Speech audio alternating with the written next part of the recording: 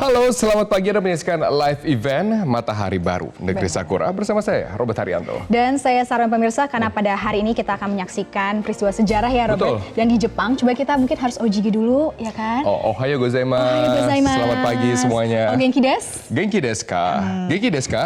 Genki desu, jawabannya gitu. Itu. Apa kabar pemirsa? Nah, pada hari ini kita akan menyaksikan sejarah ya. Betul. Karena untuk pertama kali dalam 2 abad panjang ini, akhirnya ada kaisar Jepang yang turun tahta. Betul, ia adalah Kaisar Akihito yang melepaskan tahtanya karena usia dan alasan kesehatan.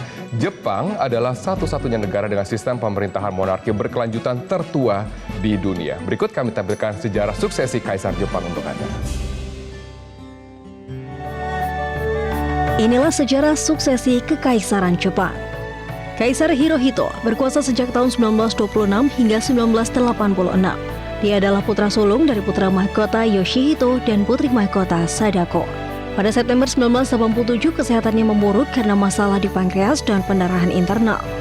Setelah menggantikan ayahnya sebagai kaisar pada 1926, Kaisar Hirohito wafat di usia 87 tahun pada 7 Januari 1989.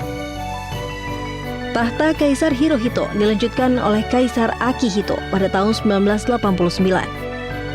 Kepemimpinannya membuat rakyat kian dekat dengan Kekaisaran Jepang. Dia pula yang berani menikah dengan rakyat biasa bernama Michiko Shoda. Sejak tahun 2016 lalu, Kaisar Akihito sempat menyatakan keinginannya untuk turun tahta. Dan akhirnya pada 30 April 2019, Kaisar Akihito resmi turun tahta. Pernikahan Kaisar Akihito dan Michiko Shoda dikaruniai 3 keturunan, Pangeran Naruhito, Pangeran Akishino, dan Putri Sayako Kuroda. Putra pertama Pangeran Naruhito yang menggantikan Kaisar Akihito sebagai Kaisar Jepang. Dia adalah kaisar pertama yang lahir setelah Perang Dunia II. Naruhito sempat mengenyam pendidikan di Oxford, Inggris dan memiliki pasangan Putri Masako Owada. Mereka dikaruniai 1 orang putri bernama Aiko Toshi. Setelah Pangeran Naruhito menjadi kaisar, putra mahkota selanjutnya adalah keponakannya, Pangeran Hisahito yang kini masih berusia 13 tahun. Ya, setelah kemarin Kaisar Akihito sudah turun tahta dengan beragam prosesi dan hari ini memang direncanakan untuk pelantikan dari Pangeran Naruhito sebagai Kaisar Jepang. Tetapi kita akan bergabung bersama dengan Andini Effendi untuk melihat situasi di sana. Ya, betul sekali, Andini Effendi sudah berada di Tokyo, Jepang. Langsung saja kita sapa Andini di sana. Selamat pagi Andini. Ohayo gozaimasu Andini. Ohayo gozaimasu, Robert, Sarah. Saya jujur baru belajar ternyata Ohayo gozaimasu itu selamat pagi gitu ya. Saya kira Ohayo aja, ternyata itu harus pakai Ohayo gozaimasu. Anyway, ini hari yang indah untuk menjadi kaisar bagi Naruhito. Karena kalau kemarin kita hujan seharian, tapi hari ini terang begitu. Tadi kita udah bawa coat, ternyata panas. Di sini nanti menjelang 20 derajat Celcius, 23 bahkan nanti paling panas hari ini.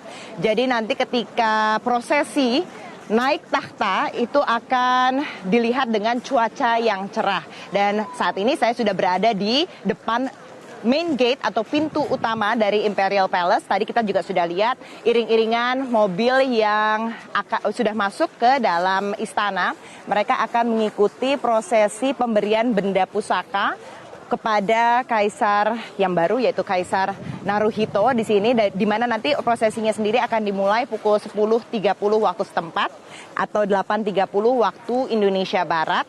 Dan tadi juga kita sudah melihat Naruhito, Kaisar Naruhito, tidak boleh panggil namanya saja. Kalau di sini Kaisar Naruhito sudah berjalan menuju ke Imperial Palace ini, begitu. Dan nanti prosesi pertama yang akan dilakukan itu adalah pemberian benda pusaka seperti kaca, kemudian ada pedang dan juga perhiasan yang memang dimiliki oleh seorang kaisar. Sebelumnya dimiliki oleh Kaisar Emeritus Akihito dan nantinya diberikan kepada Kaisar Naruhito. Dan kemudian juga menariknya dalam prosesi ini hanya laki-laki saja yang boleh berada di dalam ruangan. Jadi nanti baik dari anggota keluarga kaisar itu hanya dari pihak laki-laki saja. Dan nanti Perdana Menteri Shinzo Abe, kita juga sudah lihat Shinzo Abe sudah ada di dalam bersama dengan kabinetnya, itu hanya laki-laki, tapi ada satu menteri perempuan, karena memang di kabinet Abe ada menteri perempuannya, ini namanya Satsuki Katayama, dan ini adalah wanita pertama yang bisa masuk untuk menyaksikan prosesi ini di dalam sejarah modern Jepang. Jadi memang unik gitu yang terjadi pada hari ini. Dan juga nantinya akan dalam prosesi ini Kaisar Naruhito akan mengenakan tailcoat, western tailcoat, begitu, bukan baju tradisional Jepang. Kemudian Kaisar Emeritus Akihito akan menggunakan western morning coat, atau ini yang dikenakan oleh Akihito ketika ia menjadi kaisar pada Januari tahun 89. Dan hari ini sudah masuk era Reiwa. Kalau misalnya kita di seluruh dunia termasuk di Indonesia, kalau pergantian tahun baru kan ada countdown-nya begitu. Nah kemarin itu di Tokyo dan di beberapa kota lain yang ada di Jepang juga ada countdown-nya menuju era Reiwa. Mereka selain hitung mundur juga kemudian bergembira untuk menyambut era baru ini. Robert, Sarah. Ya menarik, Mandini, Anda katakan bergembira. Dari penglihatan Anda setelah tiba di Jepang, khususnya di kota Tokyo, seberapa gembira masyarakat Jepang melihat pergantian kaisar yang memang ini adalah pertama kali dalam 200 tahun di mana kaisar turun tahta karena alasan kesehatan? Jadi mereka itu sebenarnya karena lagi Golden Week ini, Robert, jadi banyak yang pergi dari Tokyo. Mereka memanfaatkan 10 hari libur ini untuk keluar kota ataupun keluar negeri begitu. Jadi untuk warga lokal sendiri sebenarnya banyak yang keluar kota. Tapi Tokyo seperti Anda tahu ini nggak pernah sepi dari turis. Justru ramenya itu adalah turis mancanegara, terutama juga dari Tiongkok, dari Korea, Indonesia pun juga banyak di sini itu untuk datang ke sini. Walaupun ini juga menarik ketika datang ke tempat Imperial Palace yang memang menjadi salah satu destinasi wisata, banyak turis-turis asing yang tidak tahu apa sih sebenarnya yang terjadi, kenapa kita semua pada live ini di sini di depan Imperial Palace begitu.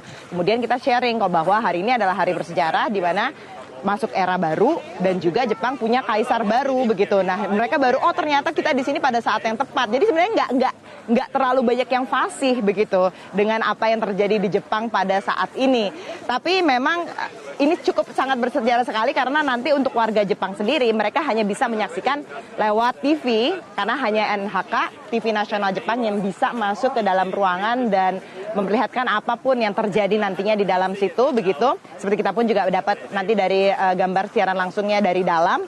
Dan nanti untuk publik sendiri baru bisa bertemu dengan Kaisar Naruhito itu baru tanggal 4 Mei. Di mana nanti ada arak-arakannya, ada pawai begitu. Nanti mungkin di situ baru terlihat bagaimana antusiasme warga Jepang sendiri untuk menyambut Kaisar baru ini. Tapi yang juga antusiasme yang terlihat yang pastinya adalah tadi itu pergantian era. Karena nanti banyak cerita deh tentang apa saja yang terjadi pada malam pergantian era ini. Begitu banyak hal yang menarik yang mungkin kalau di belahan dunia lain termasuk di Indonesia itu nggak ngerti maksudnya apa sih kok mereka bela-belain untuk melakukan hal-hal tertentu di akhir era Heisei dan menyambut era Reiwa. Kita akan berikan nanti, kita mendingan tahan dulu karena memang masih kita harus berfokus di sini kepada prosesi pemberian pusaka kepada Kaisar Naruhito. Ini kita sudah lihat di dalam Imperial Palace ada visualnya, mudah-mudahan juga diterima ini di Indonesia, di mana ini semuanya sudah hadir. Ini tamu-tamu undangan di sini. Selain kabinet dari Perdana Menteri Shinzo Abe, kemudian juga ada pimpinan lembaga tinggi negara seperti pimpinan DPR-nya, kemudian para hakim agung ini juga diundang di sini. Tadi juga dilihat royal family-nya juga sudah hadir. Lagi-lagi ini semua laki-laki yang masuk ke ruangan ini begitu. Nah, nanti untuk pidato pertama dari Kaisar Naruhito ini direncanakan pada pukul 11:10 waktu setempat atau pukul 9:10 waktu Indonesia Barat dan hanya sekitar 10 menit. Kalau dilihat kemarin dari rundown yang terjadi ketika upacara turun tahta, memang untuk pidato tuh hanya singkat-singkat sekali. Kaisar Emeritus Akihito sekitar 2 menit, kemudian sebelumnya Shinzo Abe, Perdana Menteri Shinzo Abe itu sekitar 2 menit. Jadi benar-benar kalau di Jepang tuh semuanya tepat waktu. Tidak ada yang molor, tidak ada yang dielaborasi begitu. Jadi seperti Anda tahu, ini sangat disiplin begitu di sini. Juga nanti akan terlihat dalam prosesi hari ini. Robert, Sarah. Baik, terima kasih Andini. Is a very Japanese way. Tepat waktu dan tidak berlebihan. Ya, disiplin ya. Disiplin. Thank you Andini. Kita akan kembali kepada Anda nanti dengan laporan selanjutnya. Dan itu adalah menandai dari dimulainya Kekaisaran Reiwa. Betul. Setelah kemarin Kekaisaran Heisei. Reiwa artinya adalah harmoni yang indah, Sar. Nah, sekarang kan sudah menjadi Kaisar Naruhito. Dan sekarang untuk membahasnya kita langsung saja ya akan undang narasumber pada pagi hari ini. Kita sudah kedatangan ada Hiroaki Kato, merupakan warga Jepang yang sudah hadir di sini. Betul. Dan juga ada His Excellency Duta Besar Jepang untuk Indonesia, His Excellency Masafumi Ishii. Oke, silakan untuk masuk. Please welcome Your Excellency. Good morning. Ohayo gozaimasu. Thank you so much for coming. Selamat pagi. Good morning. Selamat pagi. Your Excellency. Ohayo gozaimasu. Hiro-san. Arigatou gozaimasu. Apa kabar? Oke, kita akan berbicara banyak dan kita akan berbicara mengenai apa sebenarnya yang dapat menjadi persahabatan yang lebih lekat antara Indonesia dengan Jepang dari segi kultural dan juga dari segi sosial. Betul sekali. Tapi kita harus tahan dulu nih pemirsa karena kita harus break sebentar dan tetaplah bersama kami hanya di Metro TV di Matahari Baru Negeri Sakura.